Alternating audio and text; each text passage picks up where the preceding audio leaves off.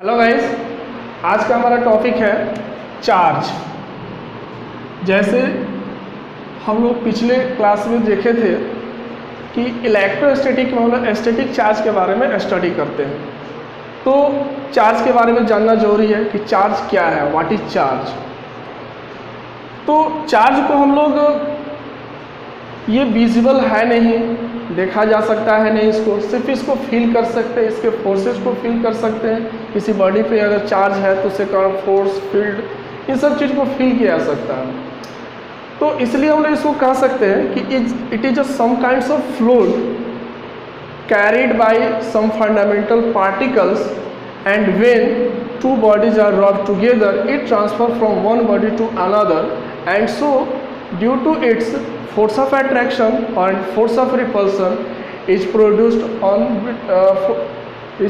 between the bodies.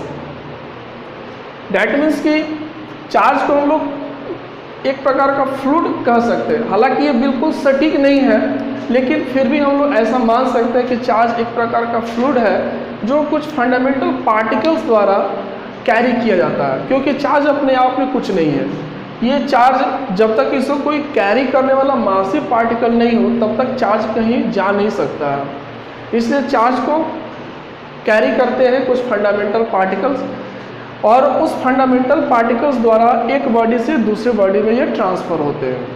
ये कैसे transfer होते हैं तो इसको समझते हैं। हम लोगों ने इसके पहले के कक्षाओं में पढ़ा है कि एटम के बारे में, एटम के स्ट्रक्चर के बारे में पढ़ा है कि एटम के अंदर फंडामेंटल पार्टिकल्स के रूप में इलेक्ट्रॉन, प्रोटॉन और न्यूट्रॉन मौजूद होते हैं। उन्हीं में से एक फंडामेंटल पार्टिकल जो इलेक्ट्रॉन है वो चार्ज को कैरी करता है, और प्रोटॉन वही चार्ज को कैरी करता है।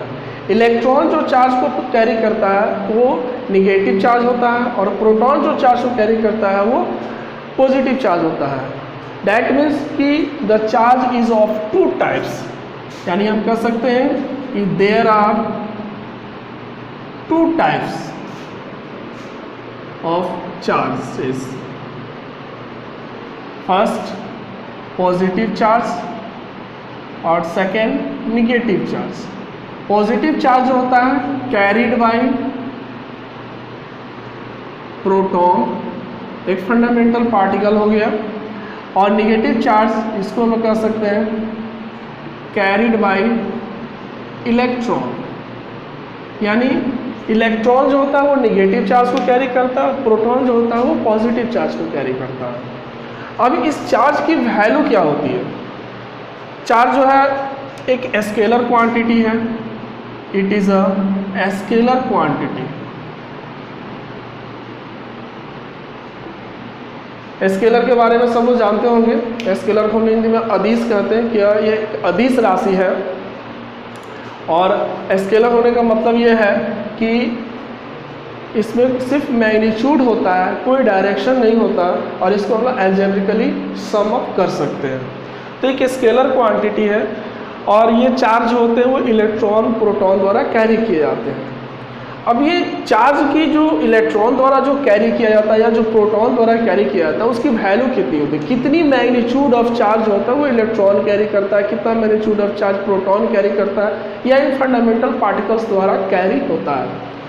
तो चार्ज की जो सबसे मिनिमम वैल्यू हो जो किसी फंडामेंटल पार्टिकल या इलेक्ट्रॉन या प्रोटॉन द्वारा कैरी की जाती है उसको हम लोग कहते हैं fundamental unit of charge. Fundamental unit of charge. तो ये फंडामेंटल यूनिट ऑफ चार्ज का मतलब हो गया कि इलेक्ट्रॉन या प्रोटॉन द्वारा कैरी किया जाने वाला चार्ज, या ऐसे कहें कि चार्ज का वो मिनिमम अमाउंट जो किसी फंडामेंटल पार्टिकल द्वारा कैरी होता है वो फंडामेंटल यूनिट ऑफ चार्ज कहा जाता है। तो उस चार्ज की वैल्यू कितनी होती है? तो अगर एक इलेक्ट्रॉन द्वारा जो चार्ज कैरी होता है वो हो गया 1.6 × 10⁻⁹ coulomb. Here coulomb is the unit of SI unit of electric charge. यानी कोई भी क्वांटिटी को हम लोग मेजर करते हैं तो मेजर करने के लिए उसका कोई ना कोई यूनिट हम लोग यूज़ करते हैं। तो यहाँ पर कूलम जो है वो इलेक्ट्रिक चार्ज का एक SI यूनिट है। तो एक इलेक्ट्रॉन द्वारा इतना का चार्ज कैरी किया जाता है और ये चार्ज निगेटिव होता है, यानी डैट मीन्स हम यहाँ पर माइनस का भी चिन्ह लगा सकते हैं, यानी इलेक्ट्रॉन द्वारा ये इतना निगेटिव चार्ज कैरी किया जाता है। इसी प्रकार से प्रोटॉन द्वारा भी सेम अमाउंट में चार्ज कैरी किया जाता है, बट वो जो चार्ज होता है वो पॉजिटिव होता है, यानी निगेटिव चार्ज को इलेक्ट्रॉन कैरी करता है, पॉजिटिव चार्ज को प्रोटॉन कैरी करता है, बट दोनों पर जो चार्ज का मैग्नीट्यूड होता है वो सिमिलर होते हैं, सेम होते हैं। यानी अगर हम यहाँ पर इसको भी लिखें, 1 प्रोटॉन द्वारा जो चार्ज कैरी किया जाता है, ठीक है, उसका भी मैग्नीट्यूड हो गया प्लस 1.6 इंटू 10⁻⁻19 कूलम। ये एक प्रोटॉन द्वारा चार्ज कैरी किया जाता है, वो इतना हो गया। तो अब ये जब दो बॉडीज, यानी जैसे अभी हम लोगों ने जो चार्ज के बारे में हमने पढ़ा कि चार्ज जब दो बॉडीज को हम आपस में रब करते हैं तो एक बॉडी में से कुछ चार्ज निकल करके दूसरे बॉडी में जाता है। ये कैसे पॉसिबल होता है उसको हम समझते हैं। जैसे सपोज कीजिए कि यहाँ पर ये दो बॉडी है, एक बॉडी हो गया ए और एक दूसरा बॉडी हो गया बी। अब ऐसा हम लोग मान लेते हैं कि ये दोनों बॉडी न्यूट्रल है। न्यूट्रल का मतलब क्या होगा कि अगर किसी बॉडी द्वारा कोई चार्ज कैरी नहीं हो रहा है तो उस बॉडी को ना न्यूट्रल कहेंगे, उदासीन कहेंगे, यानी उस बॉडी पे कोई चार्ज नहीं है। तो यहाँ पर भी एक बॉडी ए है और एक बॉडी बी है और ये दोनों उदासीन है, न्यूट्रल है, यानी कोई किसी पर कोई निगेटिव चार्ज नहीं है या किसी पर कोई पॉजिटिव चार्ज नहीं है। Resultant net charge. तो अब क्या होता है कि अब ये दोनों बॉडी को हम लोग आपस में रब करते हैं। तो जब हम आपस में रब करते हैं तो एक सिमिलर सा फंडा है, आप लोग समझते हैं कि जब हम लोग ठंडे के दिनों में जब बहुत ठंडी लगती है तो हम लोग हाथों को ऐसे रगड़ते हैं आपस में। तो जैसे हाथों को रगड़ते हैं तो हमारे हाथों में थोड़ी सी गर्मी की एहसास होती है, हमको थोड़ी सी ऊर्जा मिल जाती है, थोड़ा सा गर्म हम महसूस करते हैं।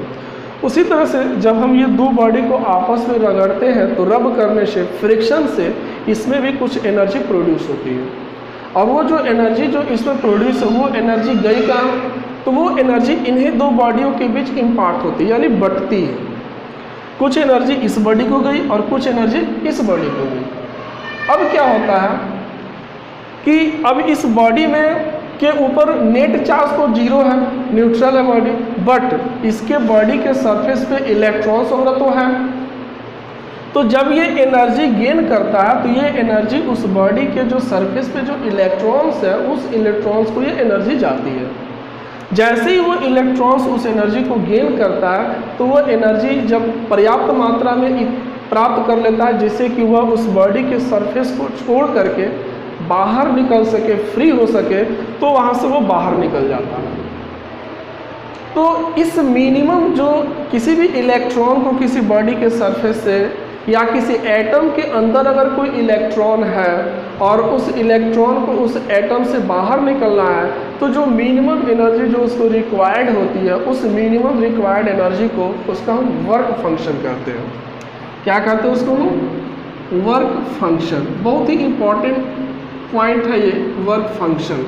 यानी इसको हम ऐसे समझें कि the minimum required energy to eject an electron from an atom या from a body surface is called work function.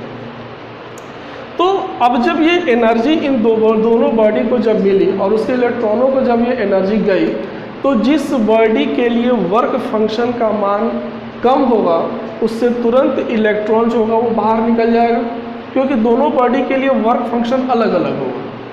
तो जिस बॉडी के लिए वर्क फंक्शन का मान कम होगा यानी उसको कम एनर्जी की, यानी इलेक्ट्रॉन को उस बॉडी से निकलने के लिए कम एनर्जी की ज़रूरत है, तो वो कम एनर्जी पा करके ही उस बॉडी से निकल जाएगा। और जिसके लिए वर्क फंक्शन का मान ज़्यादा है, उसको ज़्यादा एनर्जी की ज़रूरत है, तो वो वहाँ से नहीं निकल पाएगा। तो इन दो बॉडियों को जब हम आपस में रगड़ते हैं तो जिस बॉडी के लिए वर्क फंक्शन का मान कम होता है उस बॉडी से इलेक्ट्रॉन निकलता है और वो इलेक्ट्रॉन निकल करके दूसरी बॉडी में चला जाता है। हम मान लेते हैं यहाँ पर कि ए बॉडी के लिए वर्क फंक्शन का मान कम है और बी बॉडी के लिए वर्क फंक्शन का मान ज़्यादा है। तो ऐसा होने पर जब हम दोनों को रगड़ेंगे तो निश्चित तौर पर ए बॉडी में से कुछ इलेक्ट्रॉन निकल करके बी बॉडी में ट्रांसफ़र हो जाएंगे। तो पहले क्या था कि ये दोनों तो न्यूट्रल थे, यानी नेट चार्ज दोनों पर 0 था, लेकिन जब हमने रब किया तो एक बॉडी में से इलेक्ट्रॉन निकल करके दूसरे बॉडी में चला गया। अब इलेक्ट्रॉन के जाने से ये बॉडी इलेक्ट्रॉन को रिसीव किया, तो इसलिए इस पर इलेक्ट्रॉन की मात्रा बढ़ जाएगी, और ये बॉडी इलेक्ट्रॉन को लूज़ किया, इलेक्ट्रॉन को खो दिया, तो इसलिए इस पर इलेक्ट्रॉन की मात्रा घट जाएगी। तो इससे क्या होगा, अब इसमें इलेक्ट्रॉन की मात्रा बढ़ गई, तो डैट मीन्स कि इलेक्ट्रॉन जो होता है वो निगेटिव चार्ज को कैरी करता है। तो हम कह सकते हैं कि इस बॉडी द्वारा इस बॉडी पर निगेटिव चार्ज का मान बढ़ जाएगा। और चूँकि ये जो बॉडी है वो इलेक्ट्रॉन को लूज़ कर दिया, यानी उस पर इलेक्ट्रॉन की संख्या कम हो गई, तो इलेक्ट्रॉन की संख्या कम हो जाने की वजह से उस पर निगेटिव चार्ज का मान घट गया। अब निगेटिव चार्ज का मान घट गया तो पॉजिटिव चार्ज निगेटिव चार्ज की तुलना में अधिक हो जाएगा। तो इसका मतलब ये होगा कि ए बॉडी जो होगा वो पॉजिटिवली चार्ज हो जाएगा और बी बॉडी जो होगा वो निगेटिवली चार्ज हो जाएगा। एक बात हम लोग हमेशा याद ध्यान रखेंगे कि दो फंडामेंटल पार्टिकल्स का हमने यहाँ पर नाम लिया, एक इलेक्ट्रॉन और एक प्रोटॉन। इलेक्ट्रॉन निगेटिव चार्ज को कैरी करता है, प्रोटॉन पॉजिटिव चार्ज को कैरी करता है। बट जहाँ तक मूवमेंट की बात है तो सिर्फ इलेक्ट्रॉन ही मूव करता है, प्रोटॉन मूव नहीं करता है। यानी कभी भी जब दो बॉडी को हम आपस में रगड़ेंगे तो हमेशा इलेक्ट्रॉन ही एक बॉडी से निकल करके दूसरे बॉडी में जाएगा, और प्रोटॉन जो होगा वो कभी मूव नहीं करेगा। कभी प्रोटॉन एक बॉडी से निकल करके दूसरे बॉडी में मूव नहीं कर सकता। इलेक्ट्रॉन के मूवमेंट से एक बॉडी निगेटिवली चार्ज हो जाएगा और दूसरा बॉडी पॉजिटिवली चार्ज। जो बॉडी इलेक्ट्रॉन को गेन करेगा वो निगेटिवली चार्ज होगा, और जो बॉडी इलेक्ट्रॉन को लूज़ करेगा वो पॉजिटिवली चार्ज होगा। जबकि ये दोनों बॉडी पहले न्यूट्रल थे। अब न्यूट्रल होने का मतलब क्या है? न्यूट्रल होने का मतलब ये है कि किसी बॉडी पर नेट चार्ज जीरो होना। नेट चार्ज जीरो होने का मतलब है कि अगर किसी बॉडी पर जितनी अमाउंट में पॉजिटिव चार्ज है, अगर उतनी ही अमाउंट में उस पर निगेटिव चार्ज भी हो, तो वो कहा जाएगा कि वो बॉडी न्यूट्रल हो जाएगा। क्योंकि जितना पॉजिटिव चार्ज है उतना ही निगेटिव चार्ज है, तो दोनों को जब हम ऐड करेंगे तो उस पर नेट चार्ज होगा वो जीरो हो जाएगा। तो इसको हम लोग कहेंगे कि वो बॉडी न्यूट्रल है। लेकिन जब उस पर से हम किसी एक चार्ज को, यानी या तो उस पर इलेक्ट्रॉन हम दें या उसमें से इलेक्ट्रॉन निकाल लें, तो उसके कॉरेस्पॉन्डिंग वो या तो पॉजिटिव चार्ज हो जाएगा या निगेटिव चार्ज हो जाएगा। तो आइए अब हम समझते हैं कि अगर हम दो वस्तुओं को आपस में अगर रगड़े तो कौन सी वस्तु पॉजिटिवली चार्ज होगी और कौन सी वस्तु निगेटिवली चार्ज होगी, यानी किस वस्तु पर धनावेश उत्पन्न होगा और किस वस्तु पर ऋण आवेश यानी निगेटिव चार्ज प्रोड्यूस होगा। तो यहाँ पर आप देख रहे हैं कि बोर्ड पर ये दो लिस्ट बनाया गया, एक टेबल बनाया गया है। एक तरफ राइट साइड लेफ्ट साइड में पॉजिटिव चार्ज है और उसके नीचे कुछ वस्तुओं के नाम दिए गए हैं, और राइट साइड में यहाँ पर निगेटिव चार्ज है और उसके नीचे कुछ वस्तुओं के नाम दिए गए। इसमें से किसी एक वस्तु का उसके सामने जो उसके कॉरेस्पॉन्डिंग दूसरी जो वस्तु है, अगर उसके साथ अगर हम उसको रब करें, रगड़े, तो इधर वाली वस्तु पॉजिटिवली चार्ज होगी और इधर वाली वस्तु निगेटिवली चार्ज होगी। जैसे एग्जाम्पल के रूप में अगर हम देखें तो जैसे ग्लास रड है, यानी कांच की छड़। अगर कांच की छड़ को सिल के साथ, यानी इसके सामने सिल्क का पेयर बन रहा है, किसी दूसरे के साथ नहीं, अगर हम सिल्क के साथ अगर इसको रगड़ते हैं, सिल्क यानी रेशम के साथ अगर इसको रगड़ते हैं, तो ग्लास रड यानी कांच की छड़ पर पॉजिटिव चार्ज प्रोड्यूस होगा और सिल्क पर निगेटिव चार्ज प्रोड्यूस होगा। इसी प्रकार से अगर ड्राई हेयर यानी सूखे बालों में अगर हम कंघी करें, कॉम्ब करें, तो सूखे बालों में पॉजिटिव चार्ज प्रोड्यूस होगा और कंघी में निगेटिव चार्ज प्रोड्यूस होगा। इसी प्रकार से अगर हम फर या ऊन यानी ऊन जिसको हम लोग कहते हैं, या जानवरों में जो फर होते हैं या अन्य कपड़ों में भी जो ठंडे में जब हम लोग वस्त्र पहनते हैं उससे फर वगैरह होते हैं, तो उस फर या ऊन को इसमें से किसी के साथ भी रगड़े, अंबर के साथ, एबोनाइट रड के साथ, रबड़ के साथ, प्लास्टिक के साथ, किसी के साथ भी रगड़ेंगे तो ये फर या ऊन जो होगा ये हमेशा पॉजिटिव चार्ज गेन करेगा और ये सभी जो वस्तुएं हैं ये निगेटिव चार्ज गेन करेंगी। तो इस तरह से दो वस्तुओं को जब हम रगड़ते हैं तो एक वस्तु पॉजिटिवली चार्ज हो जाती है और दूसरी वस्तु निगेटिवली चार्ज हो जाती है। तो अब तक हम लोग ये पढ़ चुके हैं कि जब दो बॉडी को आपस में हम रब करते हैं तो एक बॉडी से इलेक्ट्रॉन निकल करके दूसरे बॉडी में ट्रांसफ़र होते हैं, जिसके फलस्वरूप एक बॉडी पॉजिटिवली चार्ज और दूसरी बॉडी निगेटिवली चार्ज हो जाती है। लेकिन क्या इस प्रोसेस में जिसमें इलेक्ट्रॉन का ट्रांसफ़र होता है, ऐसा होने से उस बॉडी के मास में भी चेंजिंग आता है? तो जवाब होगा बिल्कुल हाँ। इलेक्ट्रॉन के ट्रांसफ़र होने से उस बॉडी का मास भी चेंज हो जाता है। क्यों? क्योंकि इलेक्ट्रॉन जो है एक फंडामेंटल पार्टिकल है और साथ साथ वो एक मासिव भी पार्टिकल है, यानी उसका कुछ अपना मास भी होता है। इलेक्ट्रॉन का मास कितना होता है? मास ऑफ इलेक्ट्रॉन यानी 9.1 × 10⁻³ kg। तो ये इलेक्ट्रॉन का मास है, ये -10⁻³ के ऑर्डर का है, तो बहुत ही कम है, लेकिन फिर भी ये मास है। और चूंकि ऑब्जेक्ट से ये इतना भी मास कम अगर हो तो मास में परिवर्तन तो जरूर होगा। तो ये कैसे परिवर्तित होता है इसको हम समझते हैं। जैसे यहाँ पर मान लेते हैं कि दो बॉडी है, एक बॉडी ए और दूसरी बॉडी बी, दोनों को हम रब करते हैं और रब करने से ए बॉडी से 10 इलेक्ट्रॉन निकल करके बी में चले जाते हैं। तो ऐसा होने से क्या होगा कि बी ने 10 इलेक्ट्रॉनों को गेन किया है, इसलिए 10 इलेक्ट्रॉन के बराबर बी का मास इंक्रीज करेगा, और ए ने 10 इलेक्ट्रॉनों को लॉस किया है, इसलिए ए का मास 10 इलेक्ट्रॉन के मास के बराबर कम हो जाएगा। तो इस तरह से कोई बॉडी मास को लॉस कर रही है और कोई बॉडी मास को गेन कर रही है। तो जो टोटल जो लॉस्ट और गेन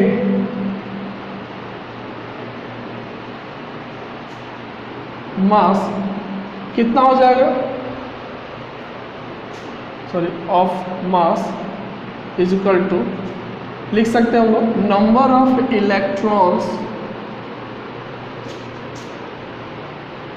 लॉस्ट और gained into mass of electron.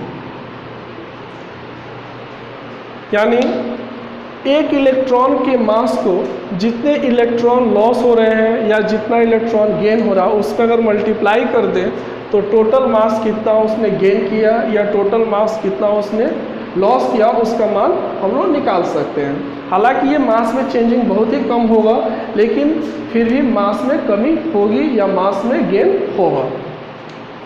आगे हम लोग देखेंगे एक न्यूमेरिकल इस पर, जिसमें हम लोग इस चीज़ को समझेंगे भली भांति कि कैसे लॉस ऑफ मास हो रहा है या गेन ऑफ मास हो रहा है, या जब इलेक्ट्रॉन एक बॉडी से दूसरे बॉडी में ट्रांसफ़र होगी तो कैसे उसकी चार्ज इंक्रीज करेगा, कैसे वो चार्ज गेन करेगा और मास को कैसे गेन करेगा, इस चीज़ को हम लोग समझेंगे। लेकिन मास और चार्ज में आपस में कुछ सिमिलरिटी और डिसिमिलरिटीज़ भी है, तो आइए हम लोग उसको समझते हैं। जैसा कि हम लोग जानते हैं कि दो मासिव बॉडी के बीच जो फोर्स लगता है उसको हम लोग ग्रेविटेशनल फोर्स कहते हैं, और वो न्यूटन के लॉ द्वारा उसको हम लोग ज्ञात करते हैं। उसी तरह से दो चार्ज्ड बॉडी के बीच, यानी दो बॉडी जिनके ऊपर चार्ज हो, उनके बीच भी फोर्स लगता है, और उस फोर्स को हम लोग इलेक्ट्रोस्टैटिक फोर्स कहते हैं या कूलम्ब फोर्स कहते हैं। तो अब फोर्स, तो इस ग्रेविटेशनल फोर्स और इलेक्ट्रोस्टैटिक फोर्स का स्टडी हम लोग अभी बाद में करेंगे कि इनके बीच क्या सिमिलरिटी है, डिसिमिलरिटी है। उससे पहले हम लोग जानते हैं चार्ज और मास को हम लोग कंपेयर करते हैं कि कहाँ तक इनमें समानता और भिन्नताएं हैं, डिसिमिलर कैसे है, कैसे सिमिलर है। तो सबसे पहले चीज़ कि दो चार्जेस के बीच जो फोर्स लगता है वो इलेक्ट्रोस्टैटिक फोर्स कहा जाता है, जबकि दो मासिव बॉडी के बीच जो फोर्स लगता है वो ग्रेविटेशनल फोर्स कहा जाता है। ये यहाँ पर डिफरेंट है। दूसरे कि चार्ज के बीच जो फोर्स लगता है वो अट्रैक्टिव भी हो सकता है एज वेल एज रिपल्सिव भी हो सकता है। वो डिपेंड करता है कि दो जो चार्ज है वो किस नेचर के हैं, सिमिलर है या डिसिमिलर है, तो उसके हिसाब से उसके बीच फोर्स अट्रैक्टिव और रिपल्सिव हो सकता है।